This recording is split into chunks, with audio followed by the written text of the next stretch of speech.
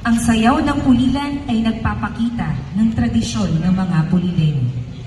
Ito ay kipinapalukban ng mga gawain ng mga magsasaka at alaga nitong kalabaw. Noon pa man ay ipinapakita na ng mga magsasaka ang kanilang pagmamahal sa kanilang bukidin. Katuwang nila ang kanilang maaasahang mga alagang kalabaw, sila ay maagang lumulusong sa kabukiran para sa kanilang iba't ibang gawain.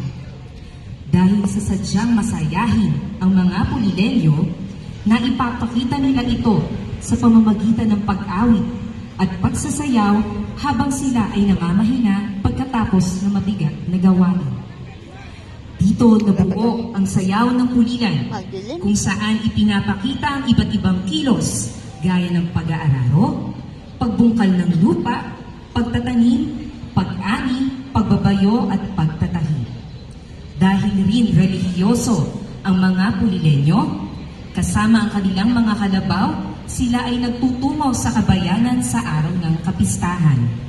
Naniniwala ang mga Pulilenyo na magkakaroon sila ng masaganang ani kung iaalay nila ang kanilang panalangin sa mahal na poong San Isidro Labrador. Dito masasaksihan ng mga babaeng nagsasayawan sa harap ng altar at pagluhod ng mga kalabaw sa tapat ng simbahan sa araw ng kapistahan.